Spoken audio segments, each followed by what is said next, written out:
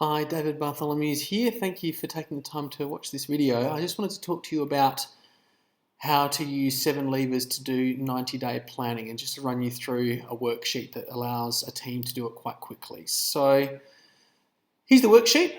This is for you legal, why don't I correct that right now? And it's in their normal huddle sheet. So they've got all their tabs there. But this could be for any company, and if you want a copy of this, you can just email me, davidbartholomeusz@gmail.com, and ask me, and I can always send you a copy of this sheet. This is a really quick way to move through 90-day planning with the team. Once the team knows how to use this sheet, it can be done in about 90 minutes, and if the team's doing it for the first time, it's worth allowing 3 to 4 hours just so that people can ask questions. This video is designed to show you how to flow through it and also what the different levers mean. So the first thing I'll talk about is each individual lever, and then I'll talk about the sheet here and how we use it to elicit what we're going to pick as our top 3 levers for the company in any given 90 days, and then take people on a path to figure out ways that they can move those levers during the 90 days. So the first thing you might be wondering is, what the heck is 7 levers? What does that mean?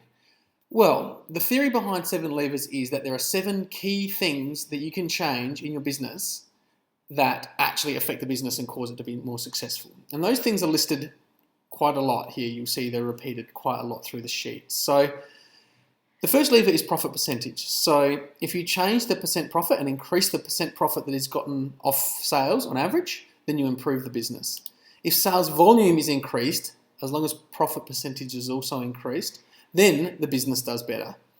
If the cost of goods sold is reduced, so if it costs less for the same goods in any given quarter from one quarter to the next, then the business has improved because it will actually then increase the net profit.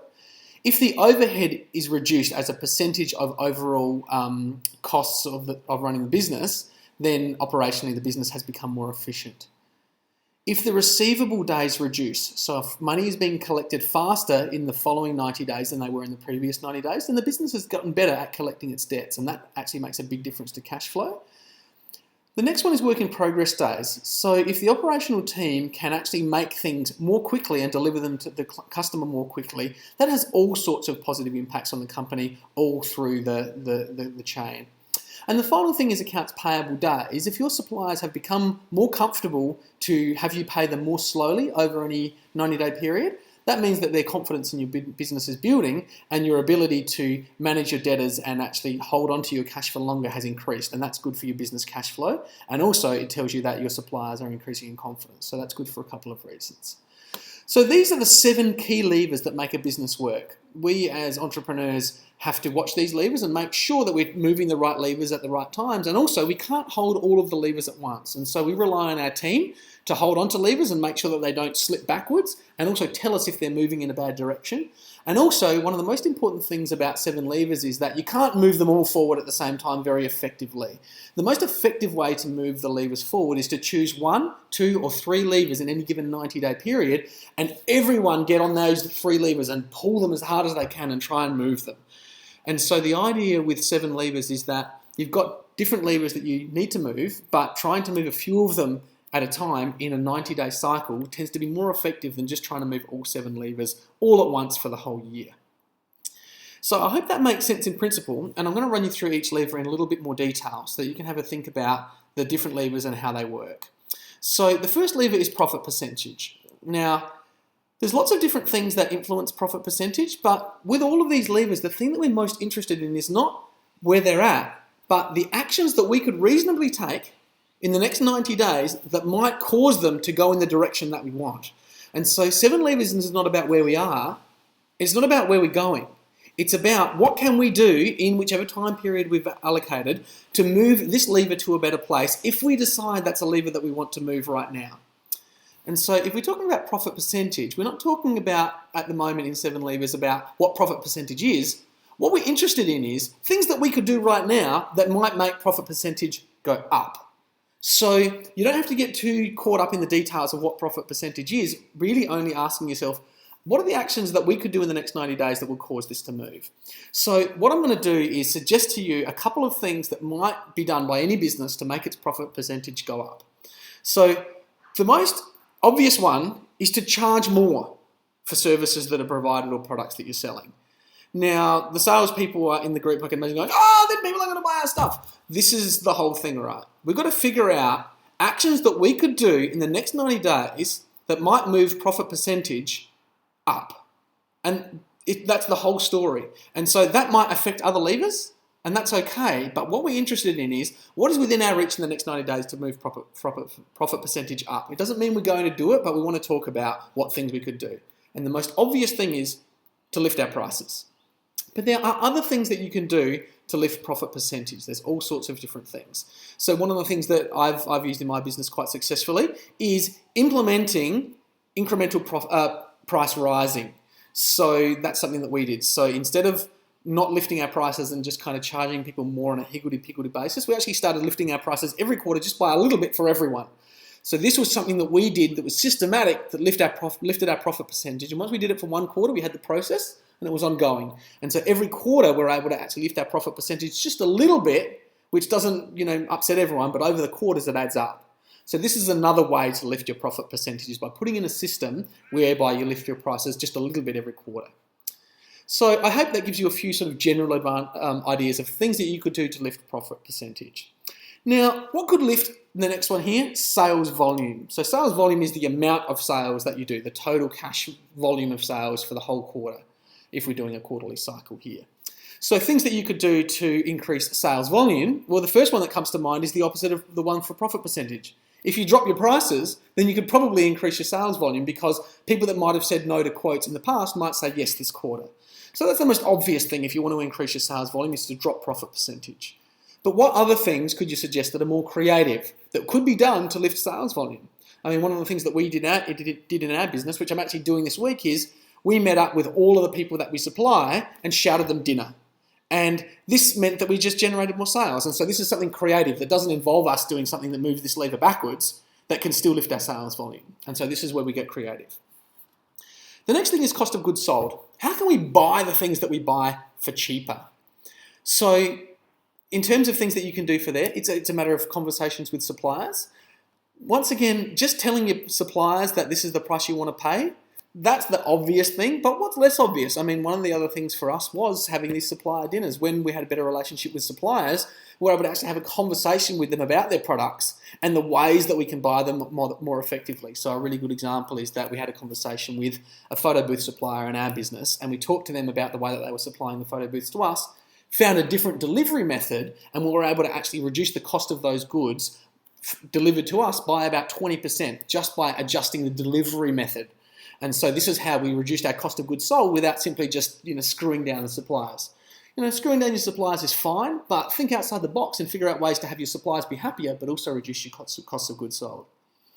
The next one is overhead percentage. So how can we pay less for the things that we use at head office? And this includes labour and also consumables. So it's not just about going and firing everyone in head office. If you do that, you're probably going to have impacts on other things. Like, if we fire all of our sales staff in head office, then that might have a negative impact on our sales volume because we can't sell anything. So overhead percentage isn't just about firing everyone and just stopping buying everything. It's more about thinking outside the box and going, what are the things that we can do more efficiently in head office? So a good example for overhead percentage is actually thinking about work that can be delegated to people who don't cost as much. So finding out which executives are still, what did I hear the other day? An executive that's still attending the trade fairs. That's not an executive job, that's a salesperson job. And so by changing that delegation around, you're going to reduce your overhead percentage because the executive is now freed up to do executive tasks and you've got the right person doing the right job. Another way to reduce overheads that's smart inside the office is to look at the way that work is flowing between people and look at the way that resources are being consumed in that way, not just time, but also consumables as well. So by tidying up the way that work is flowed between people, that's a really good way to save overhead. The next one is receivable days. How can we get the people that are giving us the money to pay us faster? Now, you can send people around to people's houses with baseball bats. That's kind of like the old school method for, reducing your receivable days. And once again, that's like saying we're going to lift our profit percentage by just lifting prices. That's the most obvious way. But what are other creative ways to reduce receivable days? So one of the things that comes to mind for me with our receivable days, and something which we've found really, really effective, is simply calling people on a weekly basis to ask them how things are going. And this is a way of a soft approach for getting people to pay their bills, not asking them to pay their bills, but just being in contact more often. Another thing that we really look at a lot in our business is who we're actually billing. And so shifting the person who you're billing can make a big difference. And that can be not necessarily just the person within the organization, but also reviewing the different people that you buy things, that you sell things to, and finding out the people who pay more quickly and just focusing on selling more stuff to them and focusing on selling less stuff to the people that pay more slowly. So actually that is something where you might come back to the sales team and say, hey, in terms of the people that we want you to sell to this quarter, we want you to focus on these people. And if these people want to buy stuff, then they can buy stuff, but don't sell to them because they don't pay quickly. A small change like that in focus in your sales team could have a massive impact on your receivable days. The next thing is work in progress days. So how long it takes from when a client says that they want something to when the client says, wow, thanks for that. That was awesome. I'm happy to pay you money now. So there's different ways of tracking this. We're not interested in that here. What really we're interested in here is the things that we do between when a lead comes in and when we deliver the work. So looking at the operational elements of the team, for instance, if there's a way that you can take one step out of the operational process, that can often save you a week or even 2 in your work in progress days. And so looking at all the steps in the process and going, how can we make this more efficient? Are there 2 steps that we can collapse into one? Is very, very important. And one of the big things I'd really encourage you to look at is that a lot of the work in progress days are not actually spent doing the work, it's waiting for customers to respond. And so is there any way in which we can make it easier for customers to direct us more quickly so that we can actually get the information that we need to actually turn the key on our machinery? And so it's not just looking internally, it's also looking out there at the sales process and the communications processes that are in place with your customers that make those things happen. The other thing to look at is also your supply chain. So sometimes things in your work in progress are held up because you're waiting on something from a supplier. And so thinking about your work in progress days in terms of your supply chain and delivery of elements that you need is another place to look at smart ways to reduce your work in progress days. The final thing is accounts payable days. And a lot of people don't really focus a lot on this, but this is actually quite important over the long term, is that usually when a business first starts, you're just paying people straight away. But as your business builds credibility, you can actually wait and take time to pay your suppliers as you get more complex and better working cash flow systems. Now, the longer you can hold on to that cash within your business, the more that cash can be used for growth and internal actions. And so ways to increase your accounts payable days, free up cash for the leadership to spend internally on the business now, and then they can pay the suppliers later using other sales and other profits that are made in the future. So it's really worth thinking about ways to increase the amount of time with which suppliers will accept payment. And one of the really simple things is just to not pay things and to see when people chase you up. That's the really old school method, but still it's actually quite effective, because if you've got suppliers that you're paying in 7 days, but they're happy to be paid in 90 and you've never checked, that's a really good way to make some easy gains. The other side of that, though, is to think about communication. And if you stop paying bills and you don't communicate about what's going on, some suppliers can get nervous or they can spread bad press about you as well. So thinking about the way that communication works and going step by step and going, what are smart actions about how we can actually increase our accounts payable days? So it's not just about stopping payment, but also thinking about when bills land for you. Another thing that we've used really effectively is actually creating billing cycles. So actually saying to people, we only pay once a week. And then actually that means that you've got 6 days where you don't have to pay people, and it extends your accounts payable days, but no one's upset. And then once suppliers are comfortable with you paying once a week, then you can say, okay, now we pay once a fortnight or once a month or once every 3 months. I mean, there are some businesses that have been running for a long time and they pay their suppliers once per year. And that's kind of like the holy grail that, other companies would trust you enough that they would let you just deliver things to you for a whole year. And then at the end of the year, you pay them. And that's where you're going for with this, is how can we increase the supplier confidence so that they're happy to wait for longer before we pay? Which is why what I alluded to before, the really obvious thing of just stopping paying bills is not always your best strategy. So I hope that gives you some ideas already for within the particular business you're thinking about ways that you could effectively increase the things that you want to increase here and also decrease the things you want to decrease. So these are the 7 levers: profit percentage, sales volume, cost of goods sold, overhead percentage, accounts receivable days, work in progress days, and accounts payable days. Now, how do we get a team together and actually figure out my team can do this in an hour to 90 minutes every quarter, which things that we should be focusing on in the next 90 days? So this is how we do it. The first thing that we do is we report in and say, what things did I move best in the last 90 days? And usually from my team, they've committed to moving 3 things, and they're not going to tell me all the things that they moved. Usually they're just going to tell me the one thing they had the most success with and tell the whole team and say, hey, I said I was going to do these 3 things. This one didn't work. This one was a disaster, but this one, wow, boom, look at what I managed to do, and this is how I did it. This is important feedback to say, first of all, this is a lever that we're moving now. We're finding a way to move it, which is really important because some levers are stuck, and hearing ways that they have moved is really important to the rest of the team. Secondly, what it does is it gets people in the headspace of thinking about positively things that they know that they can move. They can actually say, this is a lever that I know how to move. I've moved it this quarter. Then what we do is once we've heard back, and as people are sharing this, we'll actually map this into here. So Sarah might tell us what things she's moved, and everyone's going to tell us the things that they've moved. So after everyone's done that, we actually look back through and go, which levers have we as a team moved in the last 90 days? And we can congratulate ourselves on that and see how much impact we've actually been able to have on the company through the commitments that we've made in the past. So that's quite quick, especially as you get going. And then also in the first one, you're actually guessing and saying, I think I moved this in the last 90 days, and actually spotting things you already did where you moved these levers and you didn't even know it. So once we've done the quick review there, we then do a brainstorm. And this is probably the bulk of the day, is actually just brainstorming out and going, I've had this idea, I think it's good for the business, but I'm not sure why. And then we can go, okay, which lever is this? Someone might come and say, what is something that one of my team said to me, which was awesome? So many things. One of the teams said, maybe we should be sending out an email once a fortnight to our potential people we're selling to and calling them once a fortnight instead of just sending out an email every week. And so we're like, okay. Well, that sounds like a good idea. What is that going to lift? What are we going to, how is that going to affect? And what we realized was that more personal customer communication was a way for us to increase sales volume. That was the most obvious thing, is that if we have a more personal contact with people, then we're going to increase sales volume. So there are other things that it could affect. You say, also they might be willing to pay more or X, Y, Z. But we decided we were going to put that in sales volume because that's where we thought that was going to have the biggest impact. So this is the brainstorm. People coming forward with ideas and saying, I've had this idea, I'm not sure which lever it would move, but we're now finding a place for your idea. And then we're going to get all the ideas and put them in the sheet. The other thing is also, you can actually come up and actually look through and go, now, if I was going to, if it was my job and my accountability to move profit percentage, if that had been allocated to me, what is the one thing that I would recommend we do within this business to move profit percentage? So you're coming at it from the other direction and saying, if profit percentage was fundamental to success this quarter, what is the one thing that I would recommend we do? And really going through and getting people to try and suggest at least one thing in every category that they think the company could do, not necessarily themselves, but someone in the company could do that would be most effective to move this lever. So that's the brainstorm.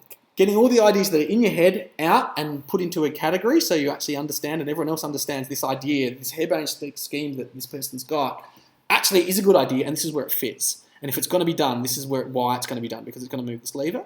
And secondly, actually everyone going through and really kind of putting their CEO hat on and going, if I was accountable for moving this lever, this is the one recommendation that I think would be most effective to move it. So that's what we do in the second part, the brainstorm. So once we've done the brainstorm, we have a whole lot of ideas that come down the right side. Sometimes it goes way down the page. Quite often there'll be 2. I'll put another column here, and there's lots and lots of ideas in here. And we've just sketched them out. They're not detailed ideas. They're usually, just a phrase or a sentence, just an idea. So then we go into suggesting, and we take the brainstorm and we actually have a look at which would be the best lever in the next 90 days.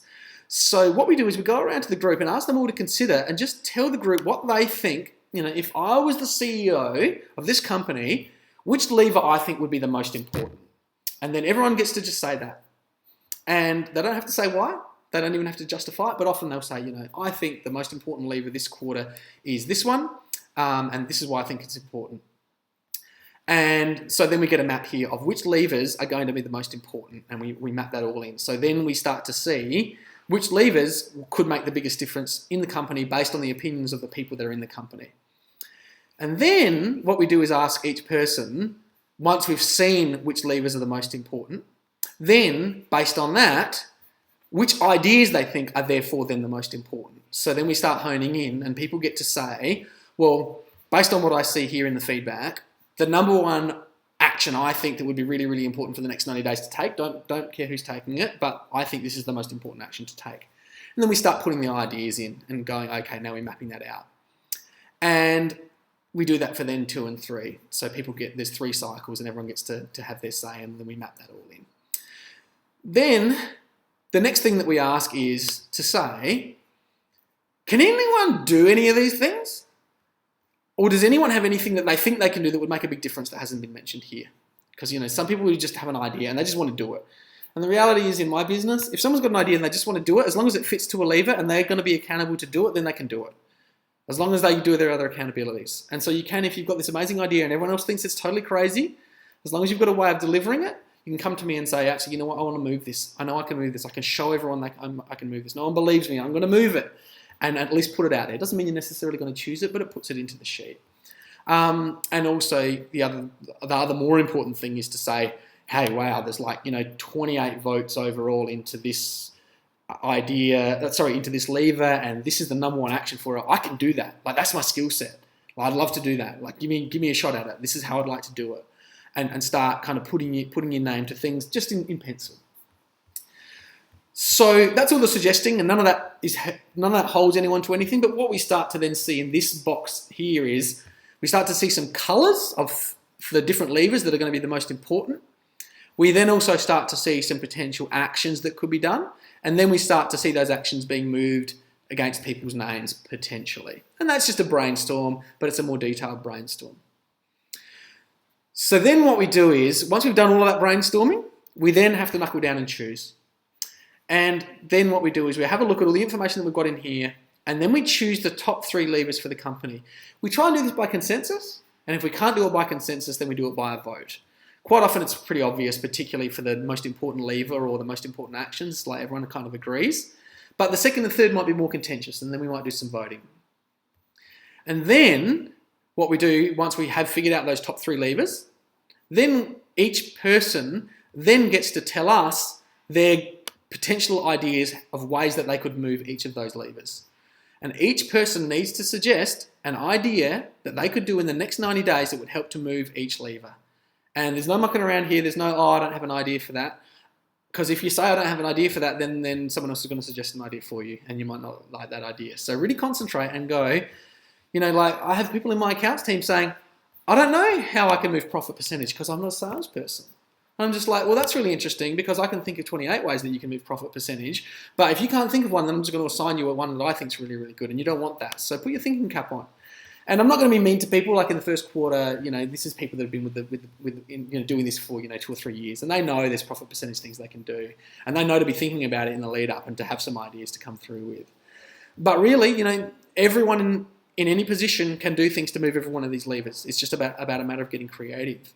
And the thing that's really cool about 7 levers is some of the things that I've seen accounts people do to lift profit percentage are things that make my business stand out over other businesses, really make our business just kick the butts of other businesses. Because other businesses don't come up with these ideas because they're outside the silo. Their accounts people are just thinking about receivable days, not thinking about profit percentage. And so we've come up with some really, really cool ideas that other businesses just don't realize they can do that really make our business kick butt. So you've got to come up with some individual lever movement goals. They do not have to be lofty goals, especially when you first start, and especially if it's in an area that's not really your expertise, but you need to have a goal.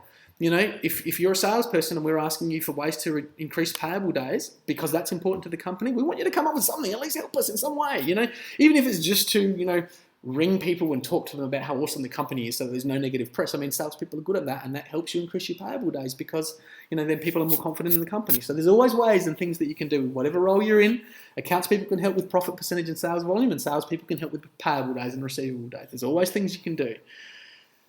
So we get those lever movement goals, and we actually pop them in here. And they're in there for 7 days. And if they're not changed in 7 days, then they're your goals for the quarter. For 90 days, they're the things that you're going to achieve to help everyone move forward. And some people think this is crazy. They're like, everyone's all working on the same thing, but what about all the other things that you're not working on? Don't worry about that. This is how companies move forward. And once you've been doing this system for 12 months, then we do a thing called lever allocation.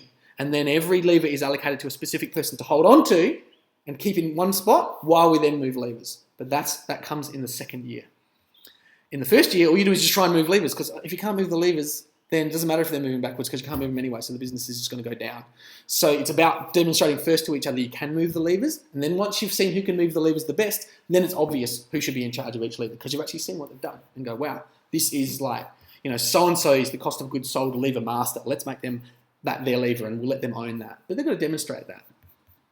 So once everyone's got their individual lever movement goals and they're all in the sheet, then what we do is we explore. So if we've got time, it depends on the amount of time you've got, we look at possible KPIs and metrics for each individual goal that people have put out there.